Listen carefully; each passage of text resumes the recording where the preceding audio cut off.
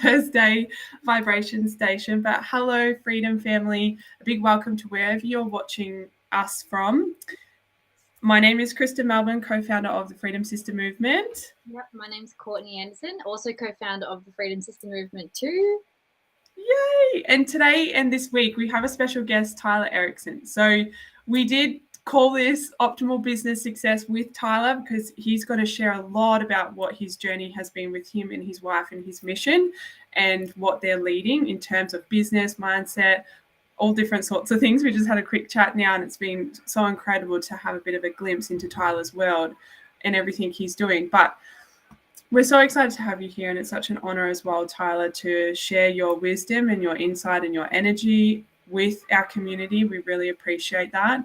I know you and Court, maybe Court, you can explain how you guys even met as well. Like you work closely with Alana, who works really close with us as well. So it's really incredible. Yeah. I've had a couple of sessions with you, Tyler, and I can guarantee you I'll be back. Krista will be back. Like we'll be there because just in those couple of sessions that I had, it just like your grounding energy and just everything, like energy is everything. Like the way you come across and the strategies that you helped me through, incredible. And really, what keeps coming to my mind is the lifestyle. So the lifestyle that we have in business and the checking in, and actually as business owners or just entrepreneurs or just people in general, what we actually want out of life, the emotions that we're feeling now and where we want to be, and that bridge too. So yeah, I would love for you to touch on like obviously your story, but also your sharing around mental health. I think that's really cool. That's something that stood out to me before when you mentioned that, and your mission and what you and your fiance are doing as well would be incredible as well. So take it away, Tyler. Thanks very much for having you, and I really appreciate those kind words. Yeah, so my mission is I guess my journey through life a little bit, my story is a pretty interesting one. I've spent 3 years traveling, and I spent 9 years working in underground coal mines and working pretty much as a laborer, trading time for money in some of the most dangerous environments you can work in the world. I started studying energetics after I joined a men's group, and I went down a really deep spiritual path for a year or two where I was still working in mining, and it was quite a contrast in the experience. What I found was that I was hearing from a lot of people there are only certain people who spoke about their emotions, and there are only certain people who spoke about spirituality and energetics and freedom, essentially, from any constructs that aren't their own. Yeah. When I realized that actually everybody wanted to talk about this kind of stuff. But initially, I thought it was only a few people. It was a niche. It was like a cult that wanted to actually learn about their happiness, learn about their energetics, create freedom. And then everyone I spoke to had something to say. And then I realized that this is actually bigger than just myself. It's bigger than just a few group of people that are trying to, create generational wealth or everything. Everyone wants a taste of it, and everybody actually wants to learn, which then set me off on a path of, well, what do I need to learn to be able to articulate that? So I went down into deep dive through language, how to articulate what I'm saying, using the right words, and then being able to make it a little bit more mainstream so I can have conversations with people that are just starting out or that are on a 10-year journey. Now, our mission is genuinely to make people happy. We have one to impact 10,000 businesses, just so that they're more profitable, more happy, and then they can operate and support the communities around them. Yes. But I also recently have been really focusing on, I think the entire globe needs to redefine how we determine what happiness is. The three of the main faiths in the world all say that happiness isn't bliss or joy.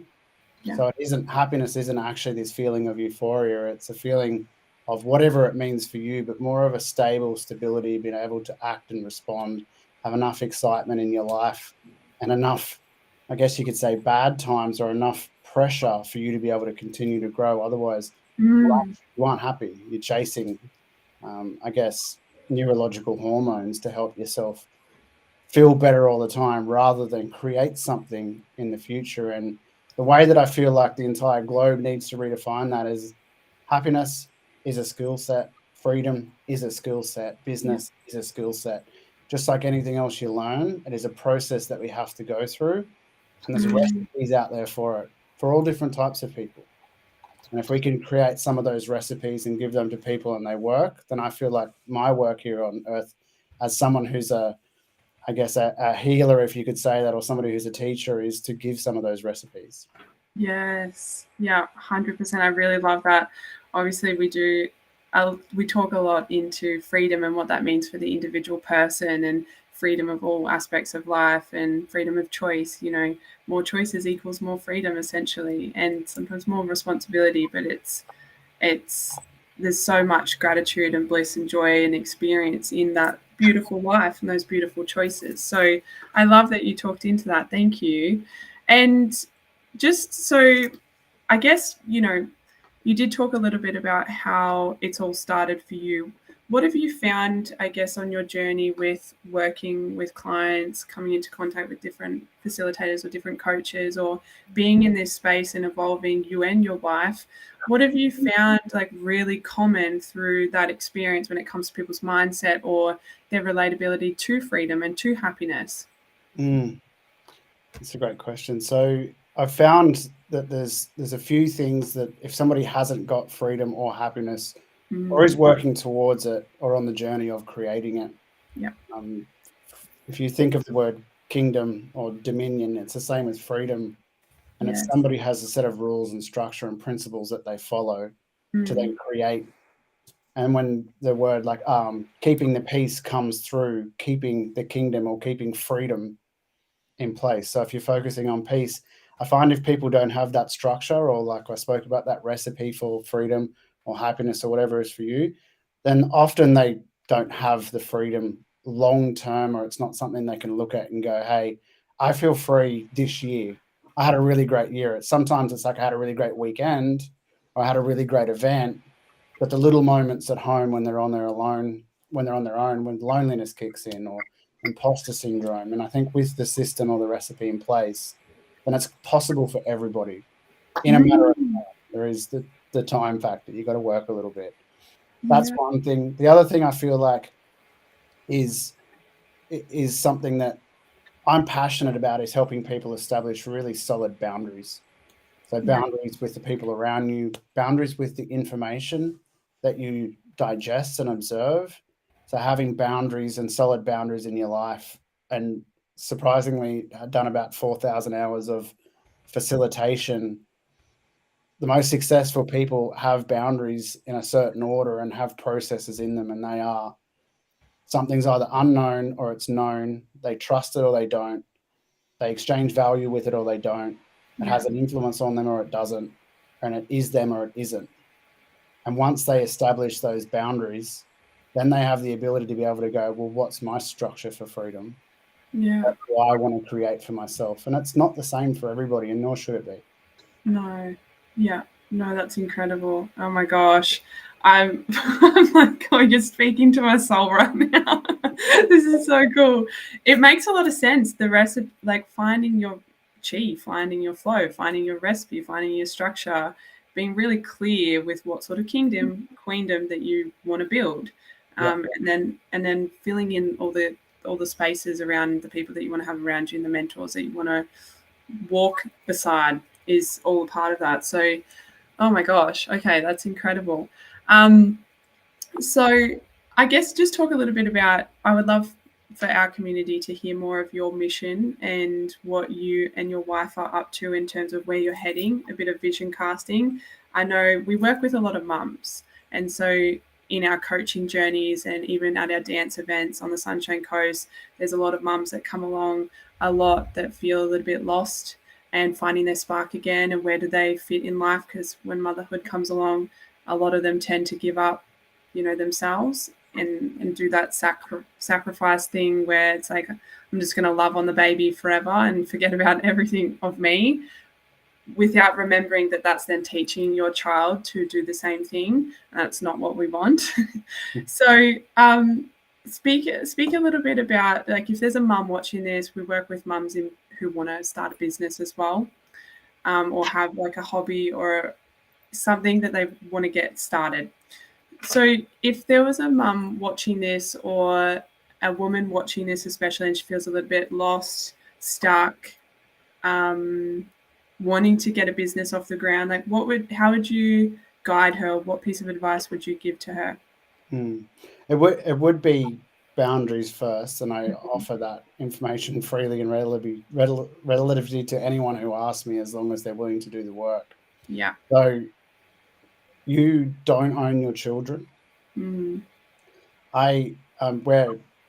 Candice and I are, she's my fiance, so we're getting married at the end of the year. We're really excited, and then we are going to have children. Yeah. So as far as being a parent, I don't have that immediate experience, but I have helped friends of mine raise children when I was younger. I have spent a lot of time around my nieces and nephews, and when I worked overseas, I worked in a pub, which was a family pub, and we had a lot of kids, and I looked at the parents who were the happiest, and I looked at the kids who were the happiest, and often, if both were happy, they were both happy, but if one was unhappy, the other was genuinely also an unhappy child. And it was based on the fact that the parents who I've witnessed are the most successful in life on their terms, are the ones who don't make their world revolve around the children. Yeah. They become a part of the family.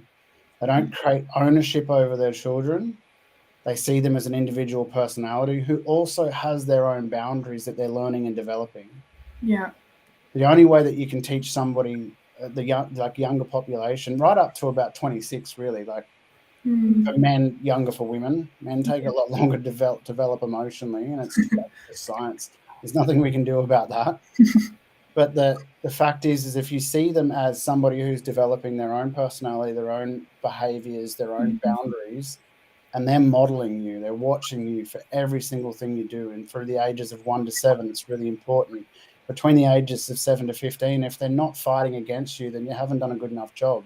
Yeah. They need to be able to repel and just determine who they are. Yeah. Academic argument in a family home was normal at my house. We'd discuss things, and there'd be anger without aggression. Yes. So having a relationship with your child where it's like, well, this person's growing and learning, and I'm still growing and learning, but I'm more established in who I am. What would I like them to turn out like when I'm older? And what can I teach them to make people like them more? Yeah. You want your kids to be likable. Yes. As much as possible. Not by everybody. You don't want everybody to like you, because that's a people pleaser. Yeah. Another piece of advice that I'd give, I'd offer, I won't give it. You can take it if you like. I'd offer is when it comes to children and teenagers, allow them to spend time with trusted people outside of your family unit. Yeah. So everything they know isn't what you know or what the school system knows, so they can learn and develop some skill sets, and they can come back and have interesting conversations with you, which then makes them feel empowered. Wow.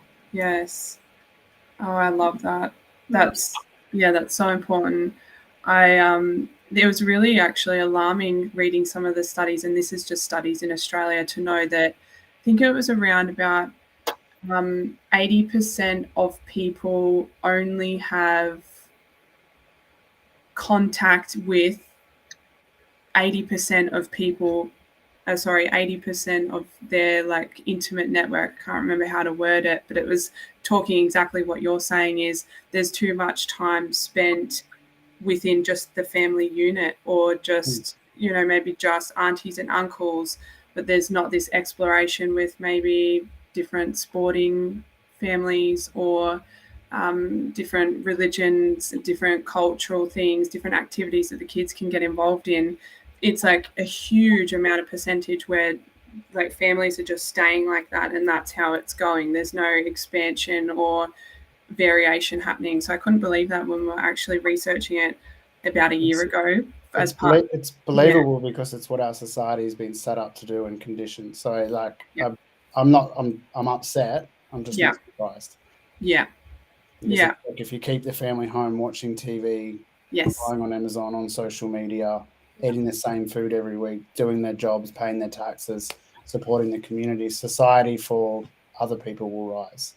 Yeah. But the families eventually, I won't go too far into emotional masculine, feminine, but families are all operating quite heavily in a light masculine style at the moment in Western countries.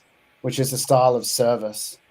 To be Yeah. of service, don't do the wrong thing. If somebody's upset, you fix the problem, just like we were taught at school, just like we were taught. And then that creates emotional or argumentative responses at home where they happen. Whereas like I don't know if everyone can resonate with this.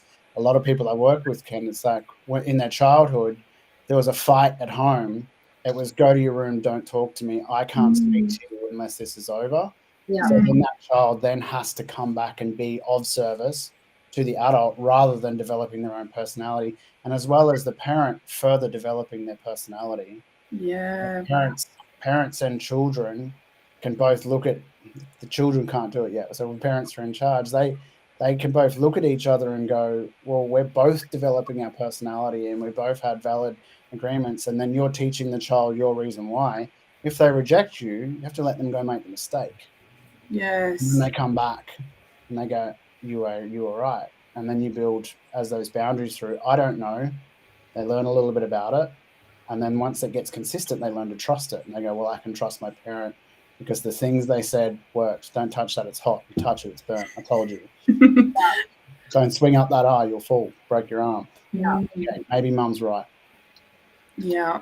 But if you just stop them from doing everything, they'll find bigger things to try and find their own boundaries because they're looking for them. Wow. Oh gosh, there's so much we could expand off to. I really appreciate even just a small snippet, and I know so many gold nuggets. I'm going to rewatch this, and I encourage you guys, females, males, wherever you're coming from, to rewatch this back because there's so many gold nuggets that Tyler's talked about, and even so many big concepts that might be new for you, or maybe you've heard it somewhere before but now it lands for you today. So #replay and pop it in the comments as well. Ask any questions to either of us. Tyler's inbox is also open. You can connect with him with anything he's shared with us. So just before we hop off, Tyler, what would be your suggestion, either female, male, what would be your suggestion for somebody who is in a job and they might not love it too much? They've sort of got a spark or a fire or this pull to feel a bit more free in certain areas of their life, particularly career area. What would you suggest to them as the next step if they're like, I don't even know where to start with how to transition myself or how to get clear on what that spark is? Like, what's maybe a mindset tip or a motto that you've lived by or something you've shared with clients on how they can take that next step? Like, what is it? I'll give two tasks to, and they're not easy. Yeah. If you do them, they'll work. So I'm going to do them. do this I did it for 30 days. You can do it for 2 weeks, right? Okay. Yeah. The first one is every morning when you wake up, get out a pen and paper and write down every single thing that comes to mind without trying to make it make sense. Just write and write and write until there's absolutely nothing left. There's absolutely nothing left in your mind. Do that every day for 2 weeks. Yeah. The second one is at the end of every day, ask yourself and write down a list, and this could be 100 things, it could be 5 things. Yeah. Why do I like what I like, and why do I do what I do? Why is a disempowering question? So it turns everything on you.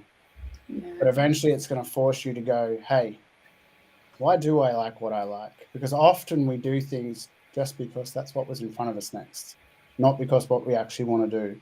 Once you figure out why you're doing what you're doing, then you can go, well, I don't want to do it that way anymore. Once you get to that point going, okay, I'm doing all these things. Like, why do I eat what I eat? Why do I sleep the way I sleep? Why is my bedroom not in the lounge room? Where did all this knowledge come from that I've decided is true and real? And is it true and real for me?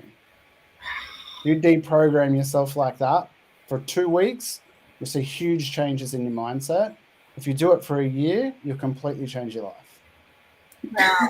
I'm like, done. Sign me up. Oh, that's really awesome. Yeah, amazing. Amazing, Tyler. Thank you so much for sharing your energy, your wisdom, your insights, your uniqueness with our community and especially us. It's a huge honor. How can people connect with you? What projects do you have on at the moment? What, if people resonated with you, especially the men, What coaching maybe can they do with you? Do you have any events, webinars, masterclass? Just share a bit about that. Yeah, so we do have masterclasses coming up. We've got a schedule. So we have a group that's dedicated just for business owners called Profits and Impact. Cool. We have an event coming up in about 8 weeks, which is called Mimosas and Marketing on the Gold Coast. Yeah. So if anyone wants to come along to that, it's free. We're giving away an iPad and about $4,500 worth of coaching packages. Awesome. Anybody who's an ABN holder that attends, that's the main focus of our business at the moment. Outside of that, just send me a message. I've built my business so I still have 3 to 4 hours during the day to actually enjoy myself and speak to people. And, I love speaking to people and I love connecting with people. Yeah. And there is a podcast on the horizon as soon as I get that scheduled into the time. Good. I'm excited for that. That will be amazing. Yeah, that's really cool. All right, awesome. Well, Tyler, thank you so much for connecting. We'll end the live there. As we said, guys, drop any comments, questions. Inbox is open for all of us as well. So connect in and follow Tyler and his wife on his journey, especially. Yeah, keep connecting with those sorts of visions and missions. It's so important. All right, guys. Thanks so much. You're welcome. Thank you.